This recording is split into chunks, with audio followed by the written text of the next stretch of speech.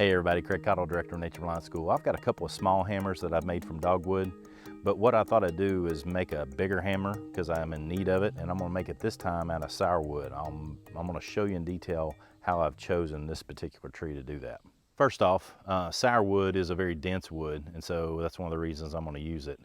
But here's some identifying features of sourwood.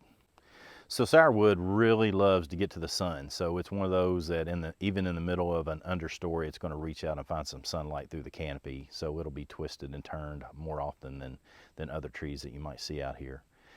It also, in this particular case, has, let's see, 1, 2, 3, 4, 5, 6, 7, 8 different trees here that are sourwood. So me removing one is not going to be a problem. Next, the thing that I wanted to point out is the leaf structure. Take a look at this leaf structure. It's an alternating leaf structure. They're smooth on the top, relatively smooth on the bottom. And one of the unique features of sourwood is that they have a very sour taste if you crush them up and chew them. And you'll definitely taste why they're called sourwood. So let's get to it. What I'm going to do is I'm going to use my silky, I got this big katana boy, and I'm going to cut off the section so the largest portion of the tree falls and gets out of my way. I want this section right here, and I'll use the rest of this tree so it doesn't go to waste for classes and making hammers for other folks.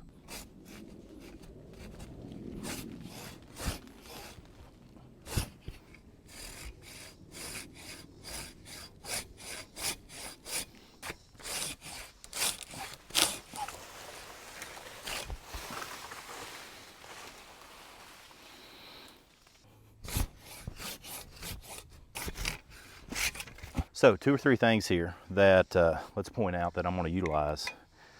I like to use and maximize the resources. So I cut this purposely with a good 8 to 10 inches of a stump. I can now use this as a stump anvil whenever I need it because it's near the cabin. And I'm doing that for a couple reasons. So I can use it as a stump anvil, but number 2, I want to make sure if there's any rot near the base of the tree that it's not in the hammer that I'm going to utilize. So we got solid surface, and that's going to help make this a great hammer.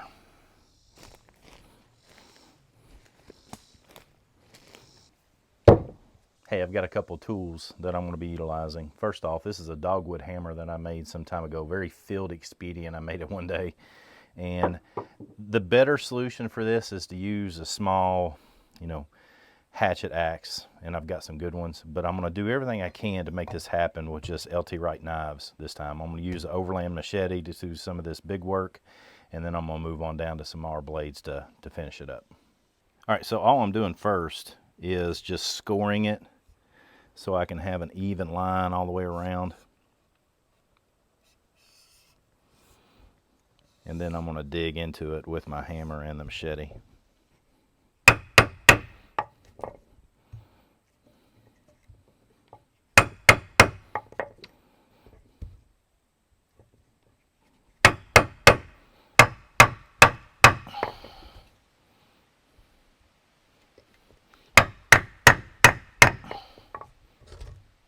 I've just got to score it a little bit, so I'm just going to see what it's like to cut a couple of pieces off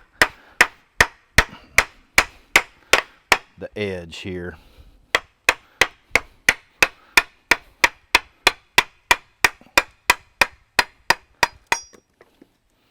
Yeah, it's going to go. All right, so it's going to take forever. I don't want to take forever, so I'm going to use my saw to girdle my tree here.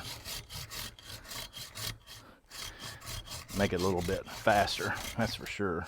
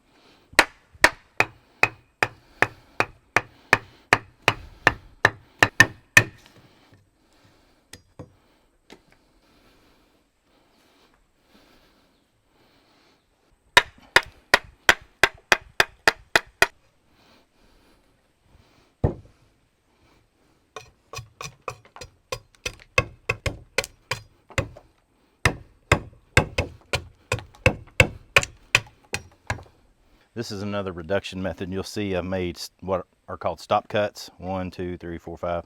So you go in and you make cuts, and then you remove that stuff, and it comes off a lot easier without splitting out your hammerhead.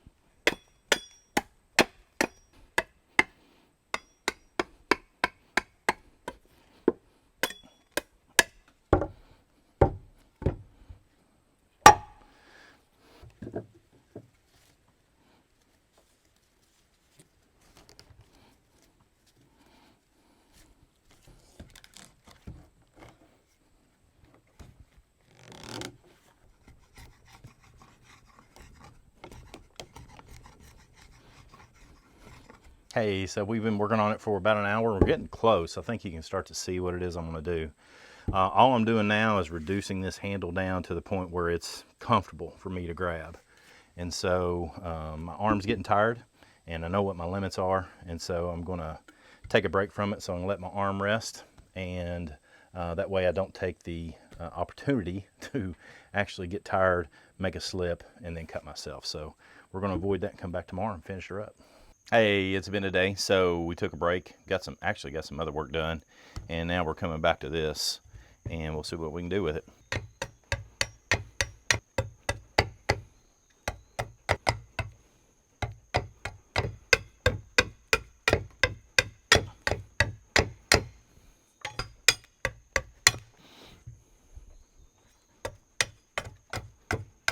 Hey, so I'm going to cut off. I didn't want this entirely this long, so I usually get it out to about the length of my outstretched arm from elbow to fingertip.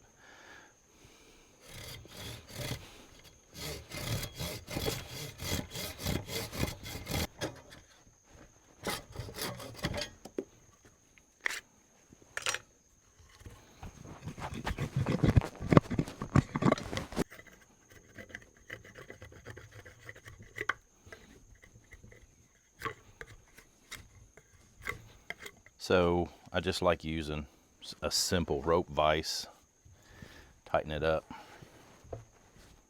So using the rope vise just gives me an extra hand to hold it. And you can make a rope vise happen just about anywhere. This is one of the things I love about the Chamonix, the knife I designed. You can use it as a draw knife.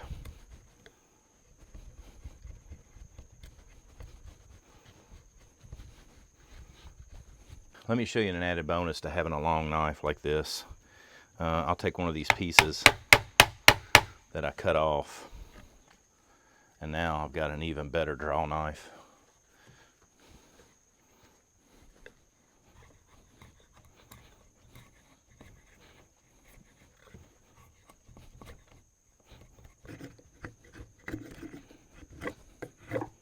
Now it's a game of just getting some of these slight imperfections and making sure it fits my hand. One of the things I like to do is have it flared at the end so it's easier to hang on to. It doesn't slip out of my hand. Sometimes I flare these all the way out to the end of the hammer too, but I wanted some real dedicated physics on this one, so that's why I built it like this.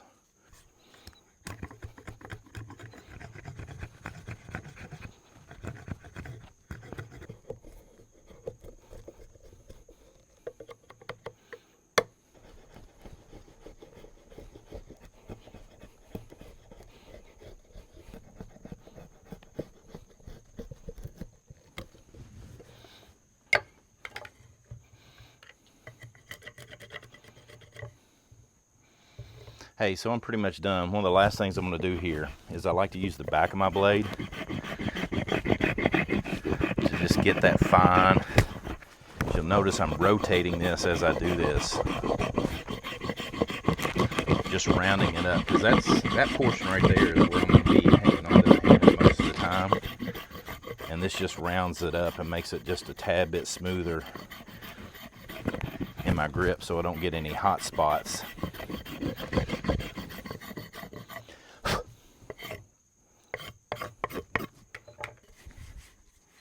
So there, nice little hammer.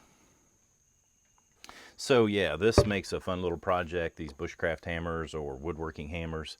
Eventually the bark will come off, that's not a big deal. I leave it on because I like the character look of it. Most of the work I've done here, I've done with the LT Wright Overland Machete. It's a fantastic little tool. Finished up, as you noticed, a lot of the finish work with my designed by me, also built by LT Wright knives. Chamonix, inspired by the frontiersmen who used very similar blades back in the day in very similar ways than the way I just used it. So yeah, nice little project. Sourwood is a good wood. Dogwood is an even better wood. Live oak, these are all woods that are pretty dense and hard and will last as long as you take care of your tools, as long as you want them to. And if they break, go make another. Come on, join in. Let's learn together.